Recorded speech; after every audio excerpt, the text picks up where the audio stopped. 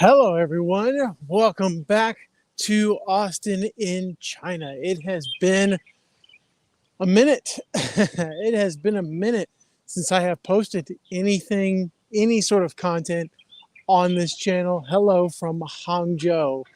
It's March either 12th or 13th. It's about 9 a.m. or so. And yeah, I just wanted to jump on here and talk for a little bit and just see what's going on with everyone. I am at this park pretty close to my house. I'm living in Linping district of Hangzhou, kind of in the northeastern suburbs of the city. And the last video that I posted was August. It was August, and I think I posted a apartment tour. So we had an apartment tour, and then I said something to the effects of more videos coming soon, and then yeah, that never happened. That never happened. It's been several months, so I just want to kind of walk you through kind of what I've been thinking, what I've been feeling, what I've been noticing, along with catch up with some of you. So, of course, lots of questions are always welcome. They will be answered. And yeah, so let's just go ahead and get started. So yeah, I moved to Hangzhou in August 2021 to start a new job at a high school, like at an international school. And basically my life became not my life anymore. We'll get more into kind of what happened to kind of make my life not my life anymore, and why I just may not have time to post a ton of videos. So yeah, we'll get into that along with kind of the overall feelings at the moment, what's been happening in the city, and all these kinds of things, along with showing you this park and kind of the environment around. Okay, there's some construction right there to be expected, of course. Like if you live in a suburb of a Chinese city, you're going to be seeing a lot of development. So there's a lot of infrastructure being built / torn down right now. It's a pretty new district of the city.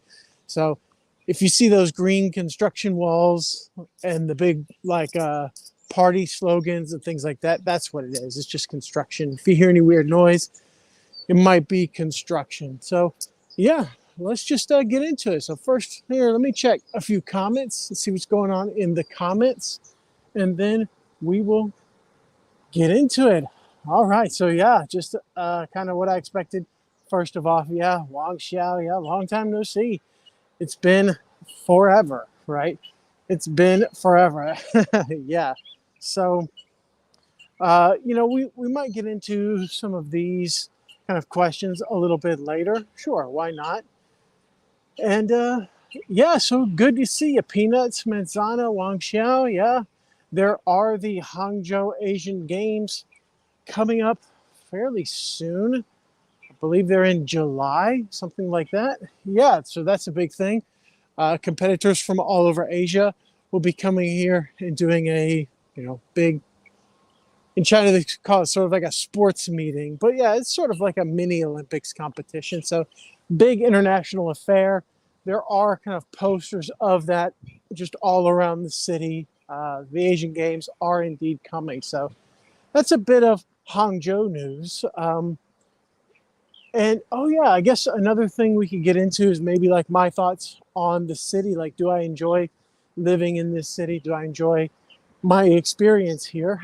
And yeah, so that's what's going on. That's what's going on. So yeah, first of all, for what? It's been too long. First of all, okay, I kind of want to get into like what's been happening. Why have I been gone?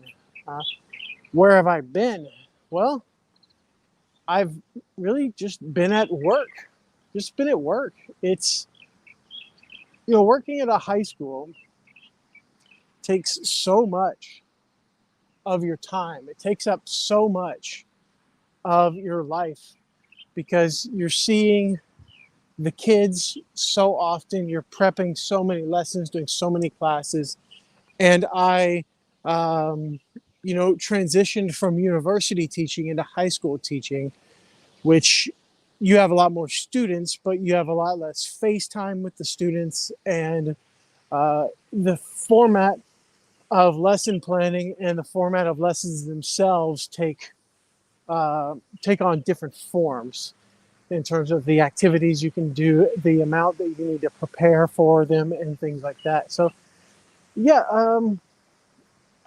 when I first moved here, August, I was excited. I was nervous, but excited to start this kind of new kind of branch of my career, getting into high school teaching and teaching things that I was not necessarily super familiar with. I got into teaching the AP, American that has this advanced placement curriculum where you teach like AP, like language and composition, for example. It's all about analyzing arguments, rhetoric, along with improving writing and things like this. So, doing training with College Board and, learning the ins and outs of, the goals and standards of that curriculum was something that took up a bit of my time. I'm also teaching GCSE sociology, like the international version, IGCSE, which is a program they use in the UK. There are standardized exams that are used in university applications and things like this. So teaching sociology within a UK curriculum. So having to learn that along with learning the standards and practices of teaching on the exam itself. So teaching that, plus a variety of other classes. So I'm quite busy just doing different content preps. Whereas before, I had only ever really taught like speaking. If you are working at university, you generally only teach speaking, and you might do a bit of writing. Speaking and writing are the two most common skills that foreigners bring to the table when it comes to teaching in China. So, yeah, it's a whole different sort of skill set that I had to acquire, not just general ESL teaching, which I am also teaching. I'm teaching general ESL along with rhetoric and composition, along with sociology, and an intro to sociology class. So yeah, got a lot on my plate, but it's like the first semester that I had here, from August to January, was the most depressing time of my life. It was so bad. It was, you come in from a university standpoint where you come in and you're just kind of a facilitator for activities. Your job as a university, like a speaking teacher, for example, is usually going to be along the lines of take what they already know and basically just polish it. Especially as I was at some pretty good universities, I worked with students who were already at a pretty high level of English, making a few common mistakes and this and that, but teaching students to be aware of their mistakes and to self-correct and self-control. And, along with, just getting them to have enough practice speaking to build fluency and things like this. So that's a whole different thing, because when you get to high school, you are the ones who are building those vocabulary skills. You're the one who's building their grammatical skills. You're the one who's teaching the skills. You're not polishing the skills. You're teaching those skills from the ground up. So for me, that was such a hard adjustment to make. And plus all of the different lesson preps. I had so many, at one point I had 5 different preps during the semester, just at one point, before things kind of calmed down and I was down to 3. Now I'm at 4. So either way, it's busy. 3 different preps, in terms of like groups of students, but like, I'm at 20 periods per week now. So it's like this, you're constantly churning out lessons, you're giving out homework, you're grading the homework, um, you're trying to build on what's been done. And so like it just commands so much of my time. Plus, like with our school being international, we have external exams that are done by the AP curriculum in the USA or by the IGCSE, which is based out of Cambridge. So it's there's a lot of like different things. Like you're doing mock exams, you're doing um, past test questions. You're doing there's a lot of things that happen, and it was so hard for me just to like get used to that. I could not catch up. I could never catch up with grading. I could never catch up with like lesson prep. It was hard to figure out like the psychology of high school students. It was hard to adjust to everything. It was a dark time, and stress eating, because like you could probably see in my face, like I've gained a lot of weight. I'm definitely not back to where I was before. Definitely not. But yeah, I gained a lot of weight, but I'm back, kind of controlling myself, because when this semester kind of commenced, I was able to sort of do a reset. I was able to prepare a little more. I was able to I have the pacing down. I know how fast the students can absorb information, so I no longer over prepare or under prepare. I can prepare pretty much right on the money, and I'm a lot more efficient, and I use my time a lot better. But what happens in these situations when you're at a high school, your work-life balance just kind of disappears. It kind of disappears, and you lose that kind of part that makes university teaching so great, which is that you have your own time.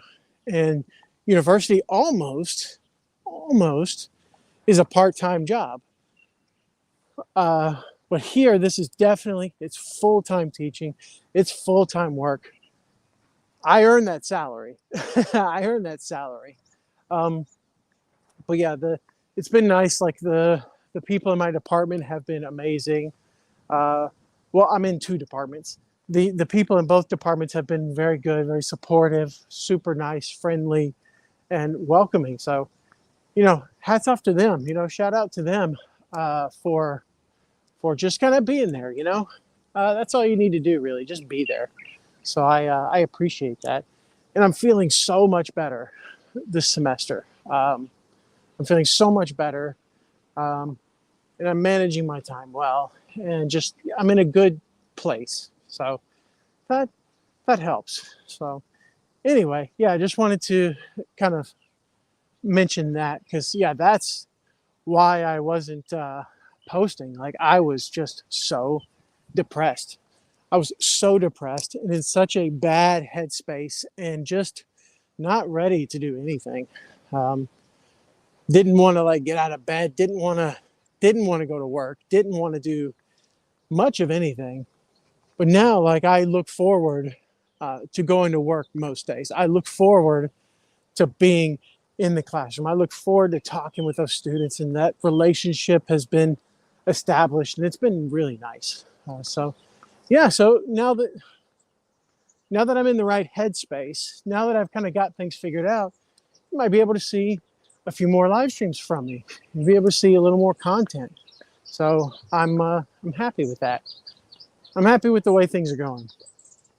So yeah, I do earn that salary. Yeah, for sure. And yes, it's a lot of subjects. The school's very rigorous in the amount of subjects that students take. They've got their normal like Chinese language and kind of literature classes. They've got, ESL, a lot of them. They have IGCSE ESL, or they have general ESL. They have economics, they've got sociology, they've got all the math and biology, environmental science, and all of these like crazy subjects that I never took, like physics. Never took a physics class. Um, but yeah, they're busy. They're putting in the work. They're putting in the work, and I applaud them for that. So because the school does offer so many different types of classes. So yeah, they work hard. They work hard. It is a lot, but they do well. Most of them. So um, is that a five? It is a 5G signal. I mean, I don't know. I really don't know what the picture quality looks like, but um, like on my phone, it looks quite good. But I never know what the actual signal looks like or what the actual video feed looks like. So we'll see. Will China ever be open to tourism? Well, there's a question. Maybe in 5 years. I've seen some whisperings online, and I've read some posts by some very some posts that have been made from like really well respected like physicians and people in the field about the sort of like COVID zero tolerance policy.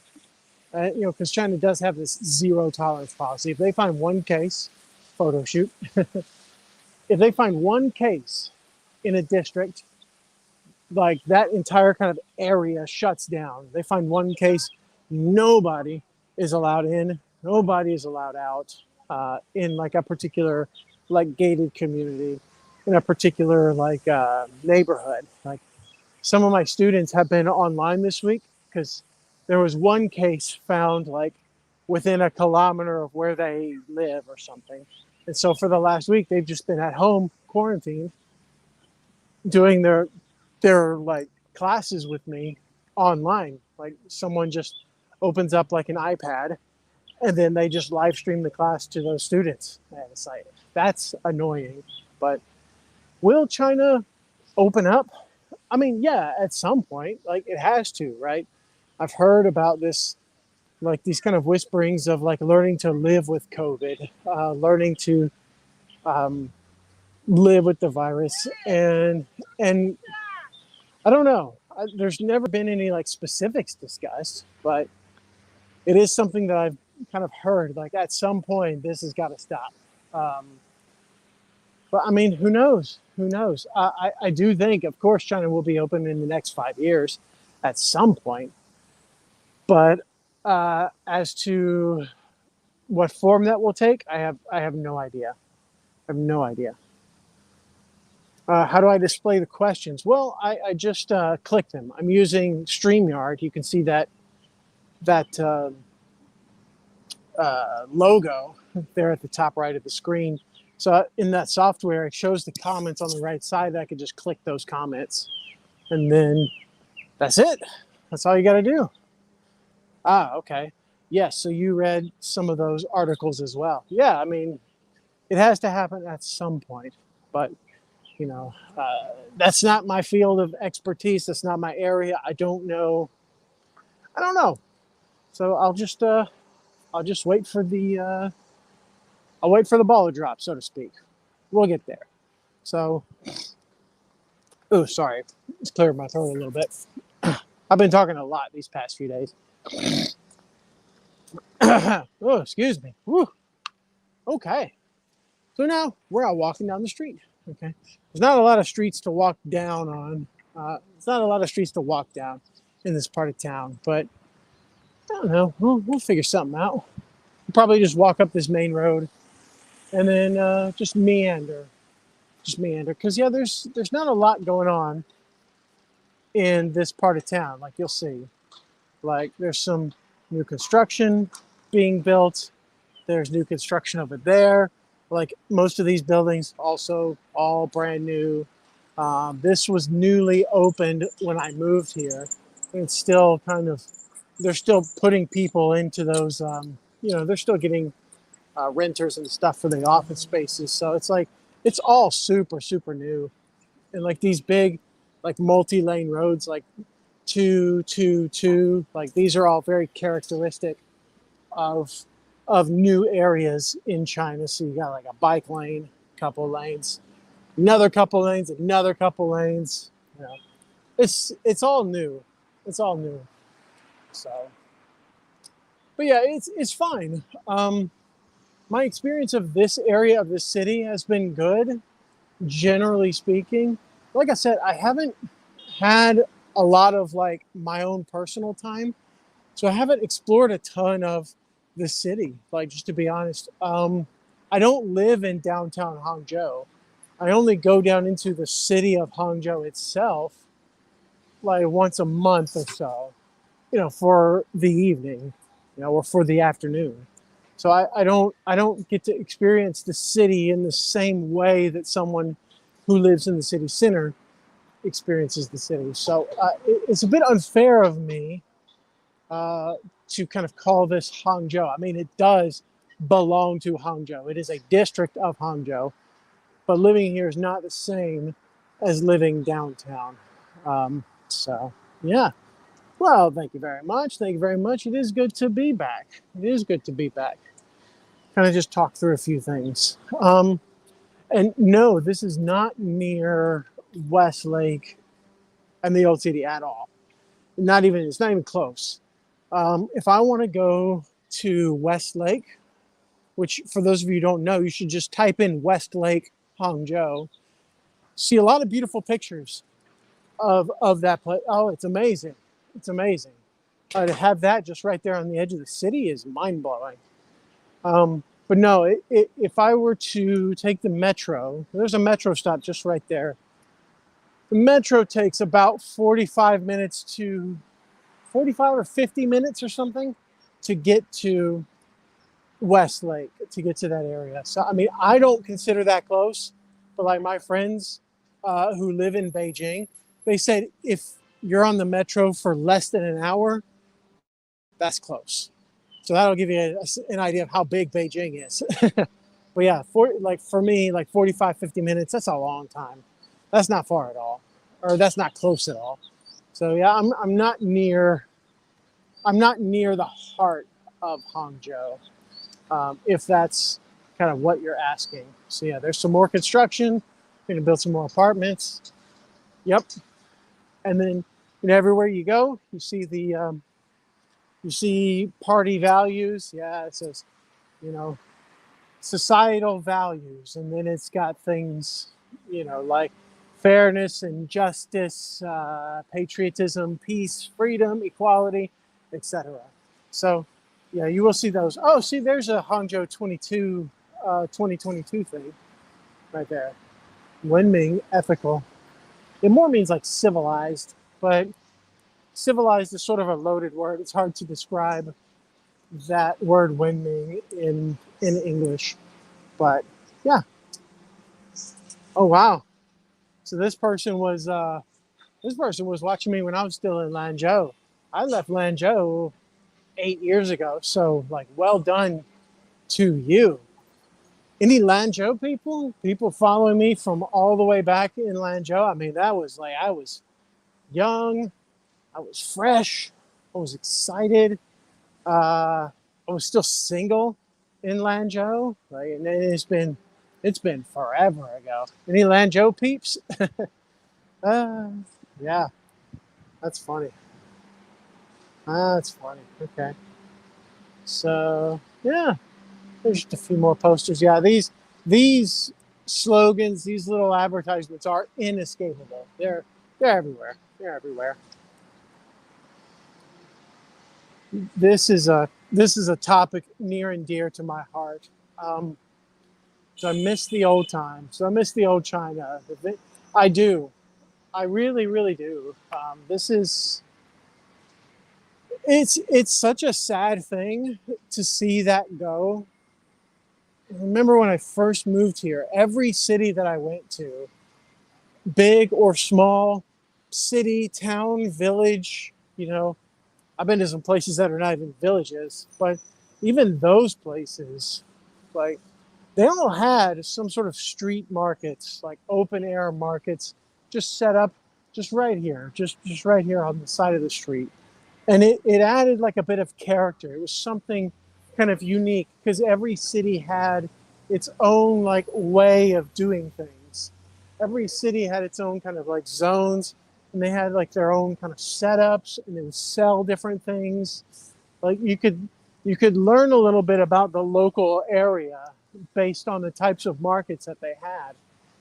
And when you're in big cities, especially, those just don't exist anymore, and that's really sad.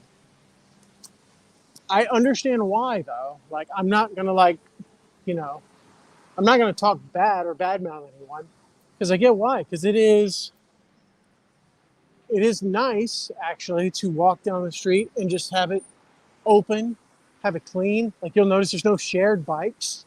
There's no shared bikes here. It's nice to not have those share bikes. It's nice to not have to kind of dodge around street vendors. It's nice to not hear the music that they play. Like it's a good, clean, sort of clean cut vibe. But but I do miss it actually. I do. And the thing is, they're not entirely gone.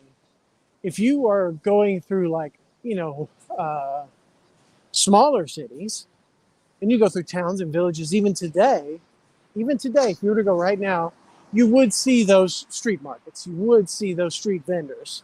They totally still exist. It's just that they've been kind of driven out of the big cities. So that's the thing. They've been driven out of the big cities. Um, and even if they are still in the big cities, they will be kind of tightly regulated into specific areas. So they're not gone. They've just kind of mostly left the bigger cities. So I do miss that. Hey, yo, what's up, Jonathan? Long time no talk. Long time no talk. Hope things are going well. Yeah, things are going well. Let's see. Da-da-da-da-da. Yeah, you remember those times. Yeah, for sure. The days of the street vendors. The days where you could get a full meal. The days where you could get a full meal for less than $1. You can get a full meal for 5 yuan. You know, those days are gone. I mean, of course, there's inflation and whatnot, but yeah, I mean, it's different now. China's made a big shift into like promoting chains. Like chains are so much bigger, like chain restaurants, chain shopping malls, chain supermarkets, chain this like big corporations. Like I've seen that shift happen in China because there were a lot more independent businesses when I was here in the beginning. Not that they don't exist now; they absolutely do in large numbers, huge numbers. But it's not quite the same. The chains have kind of taken over. Now, in this area of the city, they do have shared bikes, but they are fixed to the stations. You swipe your ID card, and then that's how you get it. You got to return it to the specific stations. So yeah. Anyway, nostalgia. Eat all of the things. I wish that was still a thing. Kind of. I got burned out on it, but it's a good memory. It's a good memory. Okay, so what tier city is Hangzhou? Hangzhou is now it's one of the newly upgraded, well, relatively newly upgraded tier 1 cities. So it's a tier 1 city now. The classic tier 1 cities are Beijing, Shanghai, Guangzhou, and Shenzhen. But a few years ago, the government released a new list of tier 1 and tier 2 cities. Hangzhou is on the tier 1 list along with Chengdu and a number of other cities. So if you want to say tier in Chinese, it's like xian. So xian means tier. And then you have all the different ones like yixian means 1. So yixian chengshi. So yixian chengshi. So tier 1 city. Chengshi city, xian tier, and then yi, which is the number 1. So yixian chengshi, 二线 chengshi, 三线 chengshi kind of thing. So yeah, there you go. So there's a little bit of Chinese for you. Man, you guys getting your money's worth. Especially since it's free. Fantastic. All right. Yeah, just taking a walk, you guys. Just taking a walk. This little mall that we got here. This is one of the local malls in this area. If you're in China, you've always got like 9 or 10 local malls within a few square kilometers. there's malls are just absurdly common. It's kind of absurd how many malls there are here. So, yeah. Ah, there you go. G Leo, thank you very much for that. Yeah, so you've put the characters there, so I appreciate that. So now people can have the characters along with, I suppose if you go back, you can record the audio. So fantastic. All right. This has been good. This has been good. I'm going to kind of head back towards the homestead. It's been about half an hour. It's been a nice little walk. I mean, if we get more questions, more comments, then we can obviously keep going. But I mean, I've got so much work to do. I've got to grade so many exams, plus homework, and then there's a standardization meeting for like our curriculum, because the school is like renewing its accreditation, because the accreditation is based in the USA. So it's a USA accredited school. So I've got to like fill out a bunch of forms, and I've got to get all my learning criteria, the taxonomy, and blah, blah, blah. I got to do all that. So yeah, busy. Yeah. Oh, well. So yeah, what's going on with you guys? Where are you watching from? Where are you all watching from? I imagine there's probably almost nobody watching from here in China, because I mean, who would watch China content if they live in China? Well, I say that, but I used to do that a lot, though I don't do it anymore. So yeah. Oop. I like this one. It's insanely clean. It is. Yeah, this is a very clean city. I will say that about Hangzhou. You cannot, it would be absurd to deny that Hangzhou it's an objectively clean city. There are so many workers out like cleaning the streets, sweeping the streets, picking up that trash. They have all those like the things that look like Zambonis. Oh, just like street sweeping cars or trucks, I guess. They're constantly circling, and then there are other workers who wash off the roads. They get the dust off the roads, things like this. There are no fines or anything, as far as I'm aware, for littering. I mean, you'd have to be standing in front of a policeman, and then aggressively throw down your trash, and then tell the policeman that you aggressively threw down your trash. Then you might get a fine. But no, generally people seem to throw away their garbage here. So it's it's all good. It's all good. Plus, they have all these workers that are doing everything they can to keep this area clean. So that's why it looks like that. Chengdu the same way. Many cities in China exactly the same way. It's great. It's great. Let's see. Oh, watching from Hong Kong. All right. Cheers to the Hong Kong people. All right. Luke, my man. Yes.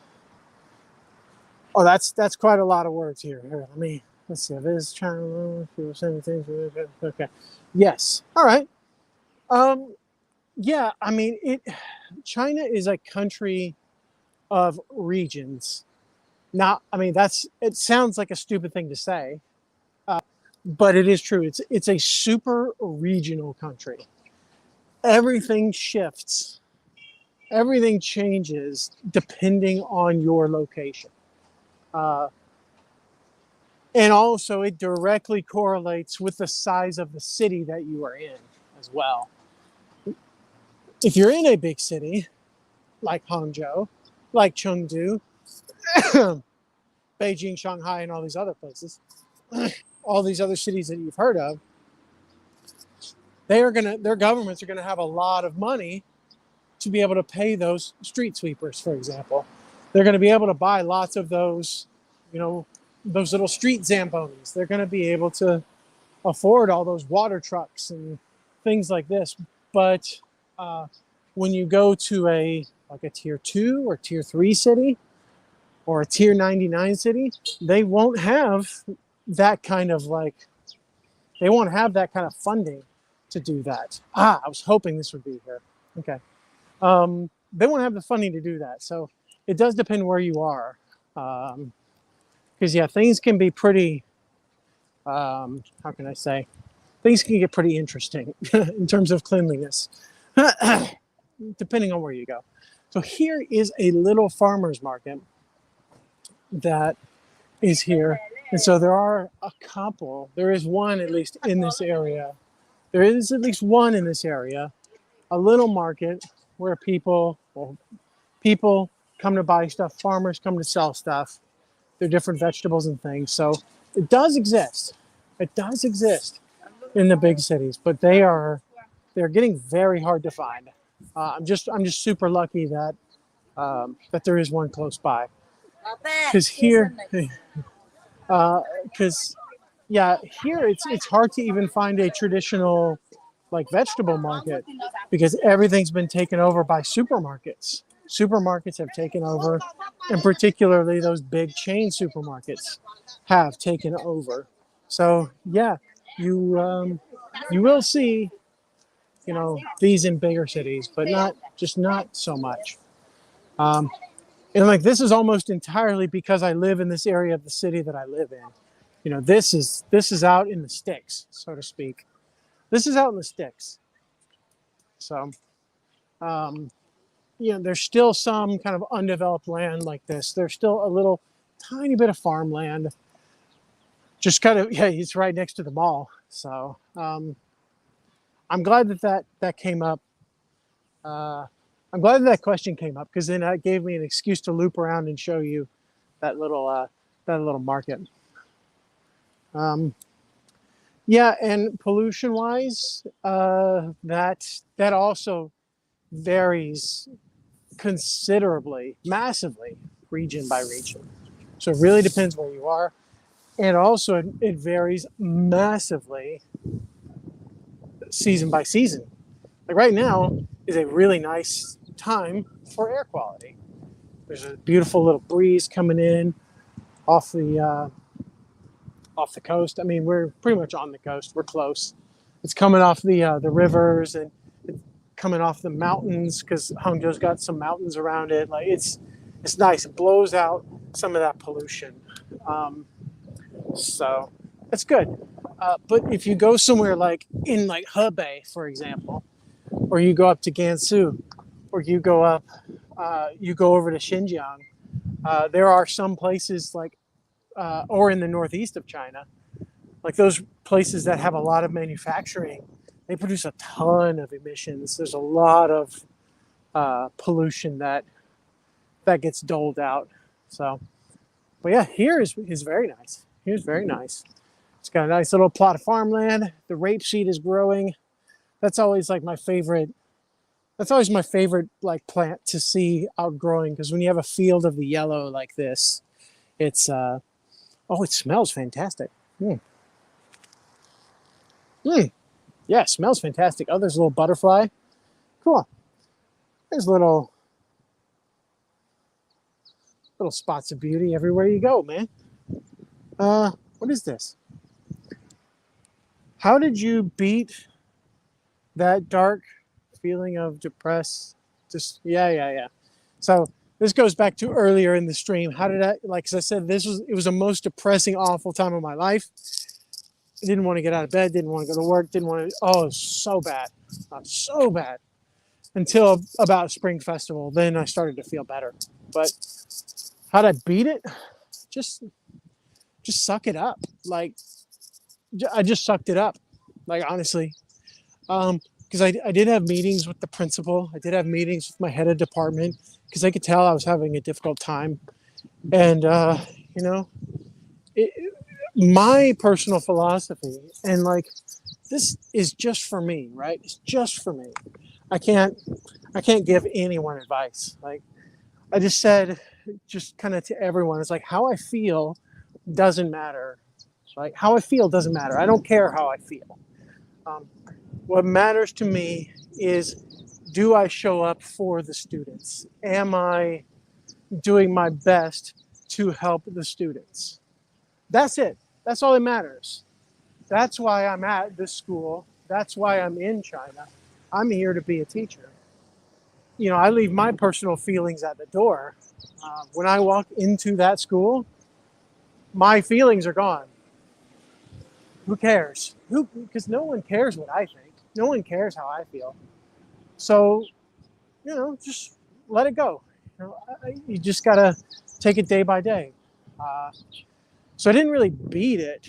I just, I just pushed it down, and there are turtles on that log. Nice. I just pushed it down, and it just got better eventually. Maybe it's terrible mental health advice, but like I said, I'm not giving advice. I'm just a guy with a camera. Not even a camera. I'm just a guy with an iPhone. Like, who cares? So yeah, that's how I beat it. I just sucked it up. And this semester, things are a lot better. I'm a lot more prepared. Um, the students and I are getting along better. It's great. It's great. Let's see. Yeah, I mean, I would, on the whole, agree with you. I would like a little bit more green. Now, there are some cities that are certainly much greener than others. But yeah, like this area is nice because it is green. There is a little river that kind of runs through here. There's that park that we were at earlier. Like Hangzhou has quite a few parks. They're around, so that's good. Yes, exactly. Depression comes in waves, and the wave is, the wave. What do you say? The wave is past, I guess. The wave is, it's crested, it's fallen, it's whatever. It's all good. Just suck it up, and that's it. And yeah, that's 100% right. It is individual. I am not here to give advice because people deal with things in different ways, right? Absolutely. So yeah, just try to, the way that I sort of approach my life is like, how can what I'm doing make someone else's life easier? Okay. How is what I'm doing making someone's life easier and or better? I don't get I do not get involved in petty little arguments. I don't get angry at people. I get annoyed, sure. I don't get angry at people. I don't shout. I don't fight. Yeah, it's just, you got to have empathy and you got to figure out what can I do to help this person.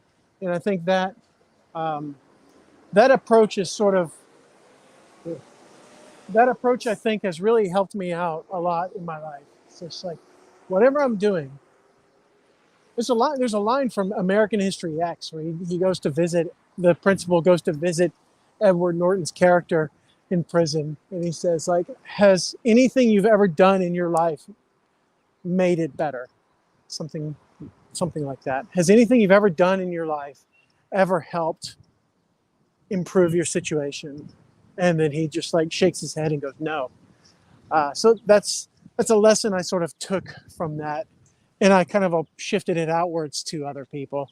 So, maybe that's part of it. Like, I try not to think about myself. It's just like, what can I do? Because I don't know what other people are going through. I don't know how they're feeling. I don't know what sort of day they're having. Let's try to empathize. Let's try to help people. So, yeah, that's that. That has been your TED Talk for the day. That has been your TED Talk for the day. Yeah. Anyway, I suppose that's about it. Do I have anything else to say? I don't think so. Just wanted to come out and say, hey. Come on, say, hey, what's up? Answer a few questions, talk to a few of you lovely people. And if there's any last minute questions at all, put them in.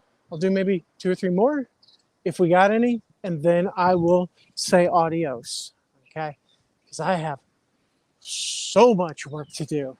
I have hours and hours and hours. I have days of work to do. So something's got to happen. Something's got to give. So I'm going to walk down here, kind of along this tiny little river. And I've seen kayaks along this river, kind of in storage, but I've never seen anyone actually use them. But yeah, here, we'll kind of walk up against this bridge, and then we'll walk kind of backwards. And then that will be the end. Let's see, what's going on? Okay. Oh yeah, Acadian. Yeah, thanks a lot. Yeah, I am certainly doing a lot better. I'm certainly doing a lot better. And it's been my pleasure. It's been super cathartic actually.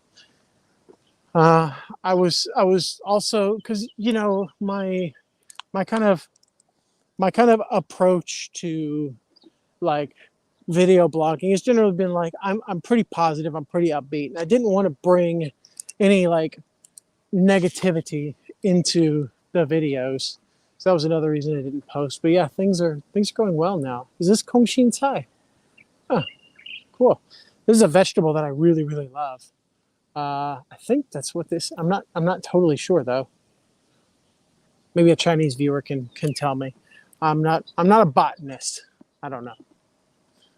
So let's see. Yeah, how are you?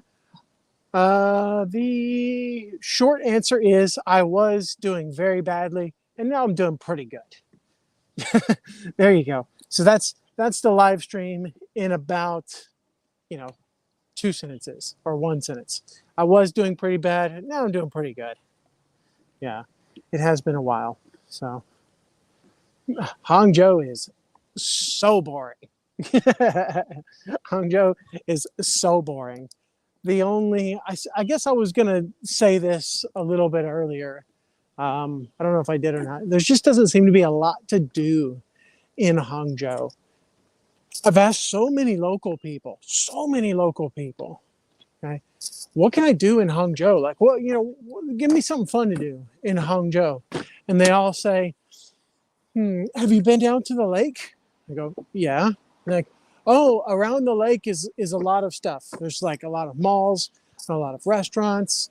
And I go, okay, yeah, I've been to those. Like, where else? And then they kind of say, um, I'll think about it. Maybe I can get a list of places for you to go, and then I'll give them to you. And then I never hear back from them again. So yeah, it's pretty devoid of things to do. It's pretty devoid of things to do.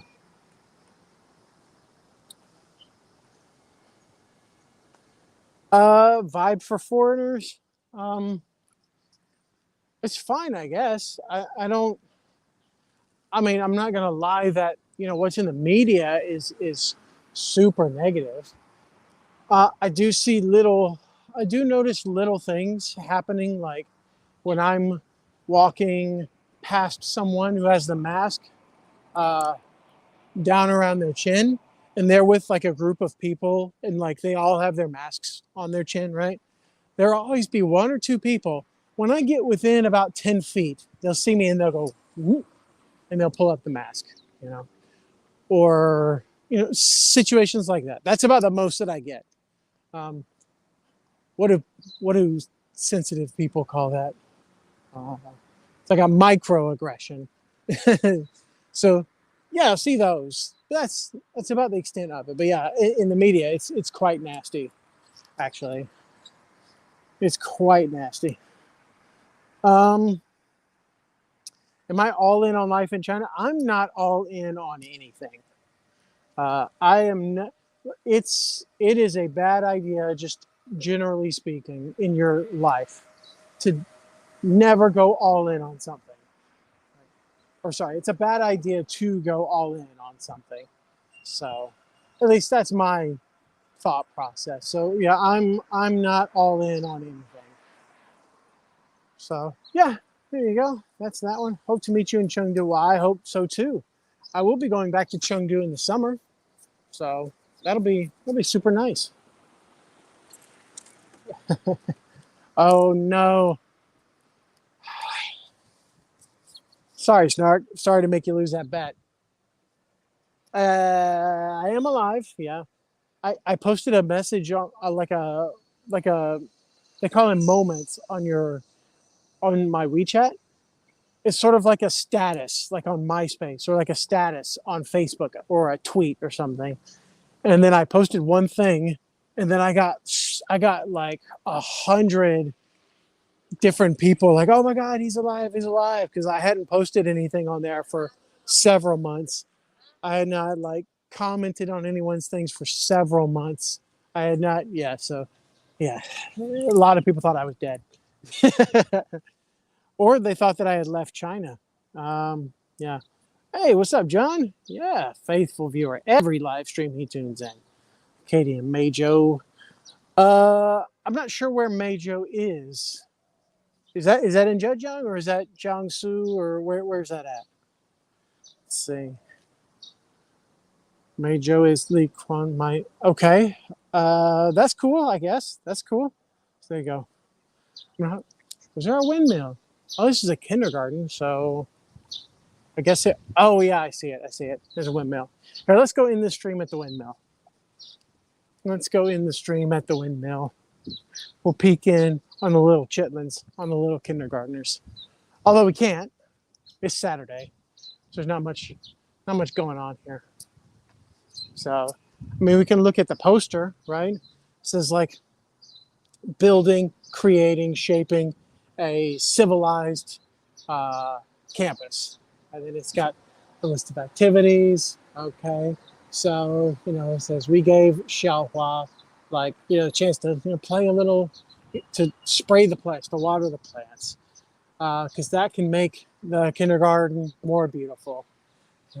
We gave, it said, look at me taking this box and making something.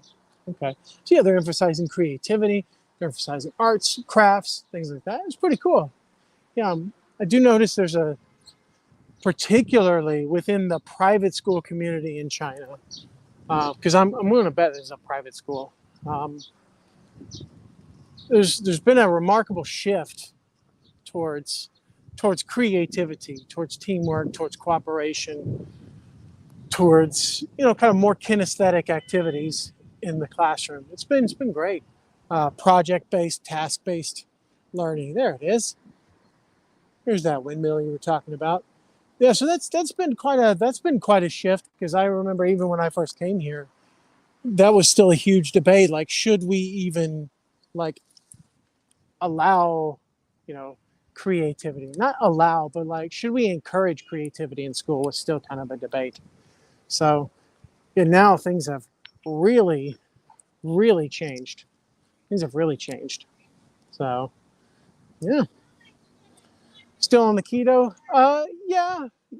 Still, I mean, I'm more doing low carb than keto specifically. Like, I just do a lot of protein, just no, like protein and, I guess fat, but like, the emphasis is just more on no carbs, no sugar.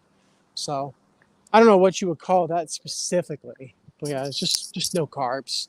That's what I try to do. Keep your carbs under 20 per day, and you're good. Avoid the sugar, even the substitutes. Just nothing sweet in your life, and you're generally good to go. So, all right.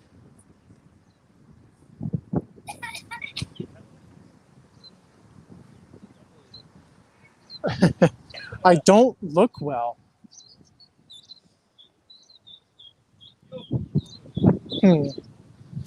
Okay. I mean, I feel all right. I feel okay. Yeah, maybe I don't look so good. I did gain quite a bit of weight, so maybe that's what it is. But I mean, it is getting more annoying to be a foreigner working in China. That's for sure. But still here, still here. Oh, I think I've just gotten a message from a student. Yep, I've just gotten a message. Yeah, there. Yeah, I heard the ding. Okay, so I'm gonna go. This student has a sociology question about how functionalists view the institution of marriage. So I'm gonna go answer that question, and I guess, get to work. So I don't even know if you guys heard that ping, but yeah, that's it. So I guess I'll just say thank you all very much for watching. Thank you for tuning in. Like, I didn't know if anyone would even watch this because it's been so long. So I hope you enjoyed it. I hope that maybe, if not enjoyed, maybe you learned something. And maybe if you didn't learn something, I'm just trying to find all the little bits of optimism. If you didn't learn something, maybe you could see something in a slightly different way, from a slightly different perspective. And that'll be about it. Thank you all. Love you very much. And I will speak with you again soon.